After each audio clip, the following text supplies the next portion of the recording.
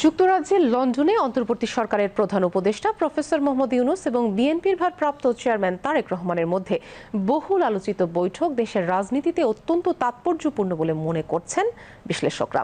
সাম্প্রতিক রাজনৈতিক জটিলতা উত্তেজনা প্রশমনে এই বৈঠক জাতীয় ঐক্য প্রতিষ্ঠায় কার্যকরী ভূমিকা রাখতে পারে বলে জানান রাজনীতিবিদরা। রিপোর্ট খালিদ হাসানের।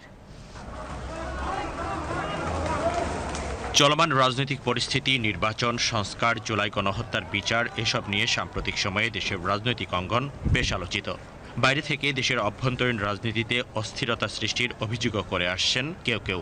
এরই মধ্যে রাজনৈতিক দলগুলোর মধ্যে বিভিন্ন বিষয়ে মতপার্থক্য জাতীয় ঐক্যে ফাটল দেখা দেওয়ার আশঙ্কাও করা হচ্ছিল। এমন পরিস্থিতিতে লন্ডনে প্রধান উপদেষ্টা প্রফেসর মোহাম্মদ ইউনূস ও দেশের সবচেয়ে বড় রাজনৈতিক দল বিএনপির ভারপ্রাপ্ত চেয়ারম্যান তারেক রহমানের মধ্যে বৈঠক অনুষ্ঠিত হয়। জাতীয় ঐক্য ধরে রাখা এবং সাম্প্রতিক রাজনৈতিক টানাপোড়েন নিরসনে এই বৈঠক অত্যন্ত তাৎপর্যপূর্ণ বলে মনে করছেন বিশ্লেষক ও রাজনীতিবিদরা। বাহ্যিকভাবে সবার কাছে এটাকে একটা ভাষাবোধ মনে হয়েছে যে বরফটা গলেছে। পলিটিক্যাল লস গেইন কার কি হলো ওগুলোর মধ্যে আমি যাচ্ছি না, কিন্তু ওভারঅল যদি দেশের জন্য দেখেন, গণতন্ত্রের যে ট্রানজিশনের প্রশ্ন দেখেন, তাহলে it is a very good step. কিছু সময় ধরে আমরা এক ধরনের একটা অ্যাপারেন্টলি একটা gap between BNP and the interim government, বিশেষ করে বিএনপির নেতৃবৃন্দের বক্তব্য এখান থেকে মনে হতো যেন একটা আন্ডারস্ট্যান্ডিংয়ের গ্যাপ আছে। আমি মনে করি যে এই গ্যাপটা স্লিম ডাউন করার ক্ষেত্রে, কমিয়ে আনার ক্ষেত্রে এই বৈঠকটা অনেক গুরুত্বপূর্ণ ভূমিকা রাখবে। বাংলাদেশের যে গণতান্ত্রিক উত্তরণ, এই উত্তরণের ক্ষেত্রেও এটা গুরুত্বপূর্ণ ভূমিকা রাখবে। রাজনৈতিক দল হিসেবে বিএনপির জন্য কিন্তু এটার একটা তাৎপর্য আছে।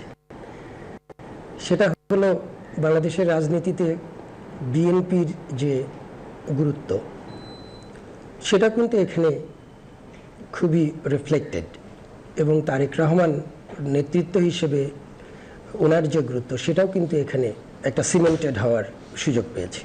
নিকট সময়ে আমরা কিন্তু এরকম ডায়ালগ দেখিনি, এবং ডায়ালগ থেকে আমরা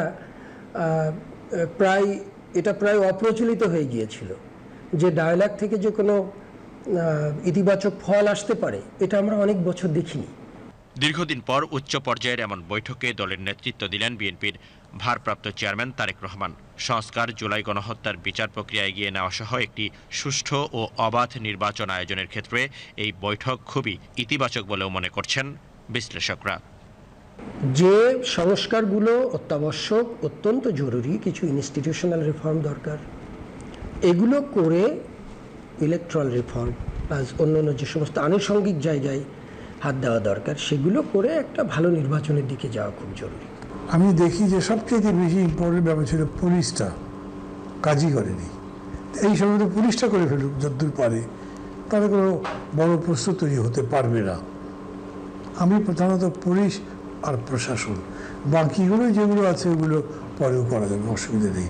কনস্টিটিউশন কিছু কিছু ব্যাপার যেগুলো অ্যাগ্রি হয়েছে সেগুলো করবে, যেগুলো হয়নি এর মধ্যে যতদূর পারে করবে, না পারলে ছেড়ে দেবে, ঠিক আছে পরে করবে, যেরকম করে উনি বলেছেন সেটা করতে হবে। লেভেল প্লেইং ফিল্ড করার জন্য অ্যাডমিনিস্ট্রেশনকে এখন সমান করতে হবে।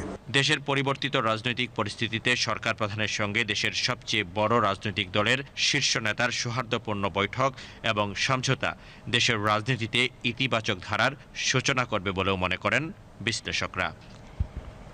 খালিদ হাসান, বাংলাদেশ টেলিভিশন, ঢাকা।